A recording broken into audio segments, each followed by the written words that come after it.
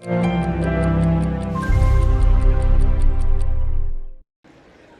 U.S. House of Representatives rejected Republican Kevin McCarthy's bid a sixth time for House Speaker Wednesday, leaving the chamber mired in a chaotic leadership battle.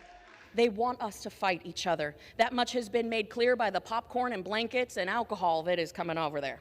Despite a call from former President Donald Trump on Wednesday urging Republicans to back McCarthy, roughly 20 holdouts on the party's right flank, including Colorado Representative Lauren Boebert, refused to back a candidate they deemed unreliable.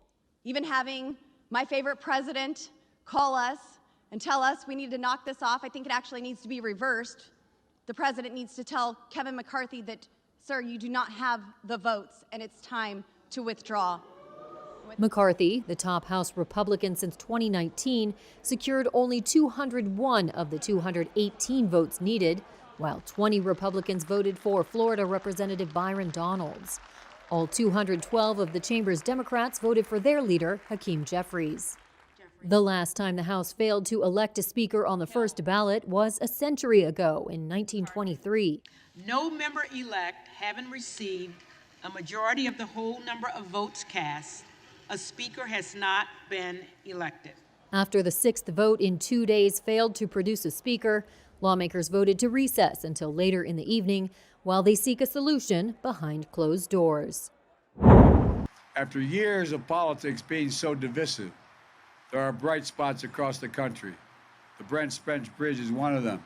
Bridging the gap between their political parties, U.S. Democratic President Joe Biden and Senate Republican leader Mitch McConnell made a rare joint appearance on Wednesday.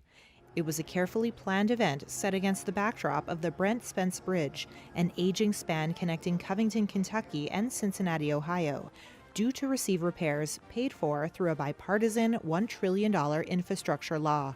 And it offered a glimpse of how the White House hopes to govern for the next 2 years. I wanted to start off the new year at this historic project here in Ohio and Kentucky with a bipartisan group of officials because I believe it sends an important message to the entire country. We can work together. We can get things done. We can move the nation forward. So today we sit in this wonderful clear day with sun shining down on literally a legislative miracle. McConnell, seeking credit from voters in his home state of Kentucky for the spending project, also stressed the need for Congress to work together for common goals. And this bridge, I think, symbolizes the coming together of both sides on something that both sides thought was important to try to get an outcome. Biden has enjoyed Democratic control of Congress during his first 2 years in office. But after midterm elections in November, Republicans now control the House and plan to try to stall his agenda and launch investigations into his family and cabinet members. Biden aides are looking to show voters the impact of lawmakers working together, a symbolic and literal bridge in contrast to a chaotic Congress. The Democratic president on Wednesday offered effusive praise for the Republican leader. I'm especially happy to be here with my friend and colleague in many years, and I might add, longest-serving leader in the United States Senate, Senator Mitch McConnell. The collegiality on display in Kentucky, a stark contrast with the disarray in D.C. A speaker has not been elected. Hardline Republicans in the House of Representatives on Wednesday blocked the leading Republican nominee's bid for Speaker, Kevin McCarthy, yet again. Asked about House Republicans' inability to choose a leader, Biden on Wednesday said, quote, "I hope they get their act together." U.S. stocks ended higher after volatile trading on Wednesday, after minutes from the Federal Reserve's December meeting showed that while officials remained laser-focused on bringing down inflation, they agreed to slow the pace of interest rate hikes. The Dow ended 0.4% higher, the S&P 500 finished up 0.75%, while the Nasdaq ended about 0.7% higher. Minutes from the Fed's last policy meeting showed officials and Chair Jerome Powell would continue to increase interest rates to control inflation, but gradually to limit the risks to economic growth. Lisa Erickson, Senior Vice President at U.S. Bank Wealth Management, said the fact that the minutes showed no changes to the Fed's position may have eased some investors' concerns. Overall, really what we see here with the Fed minutes is, again, the same themes that were echoed in the December press conference. And so that really is giving the markets cause really just to see that for now, the Fed is not really changing its stance with respect to monetary policy. Shares of Microsoft slid more than 4% after UBS downgraded the stock to neutral from buy on concerns over slowing growth for its cloud business. Shares of Amazon also fell after UBS cut its price target on the stock, citing the same potential softening demand for cloud services. Shares of Apple and Tesla rebounded somewhat, rising 1% and 5% respectively after sharp moves lower the day prior. And shares of Salesforce rose after the cloud-based software firm said it plans to cut jobs by 10% and close some offices. The top officials at the U.S. Federal Reserve all agree that the central bank should slow the pace of its aggressive interest rate hikes, but to do so gradually as not to jeopardize economic growth. That's according to minutes from the Fed's December meeting released Wednesday.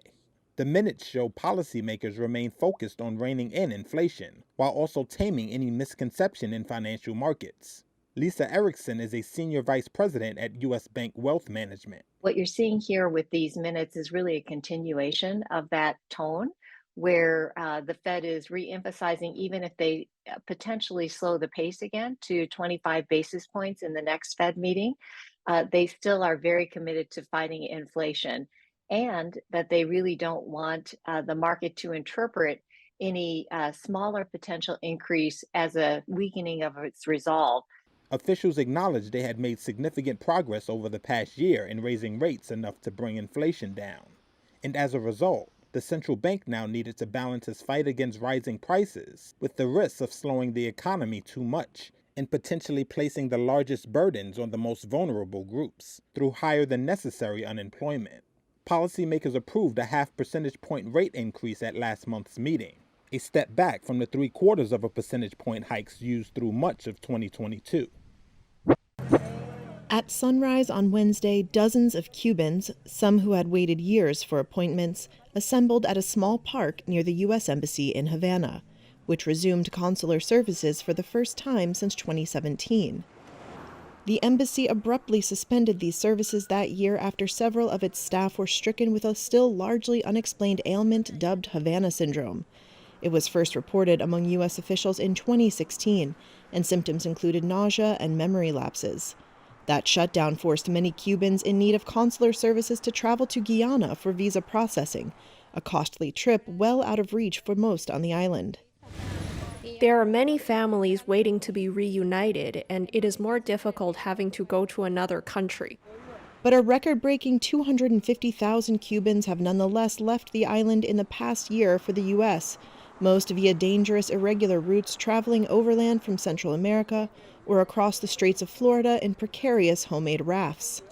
Widespread shortages of food, fuel, medicine, and electricity, made worse by the health crisis, have prompted scattered unrest on the island, and many sought alternatives abroad.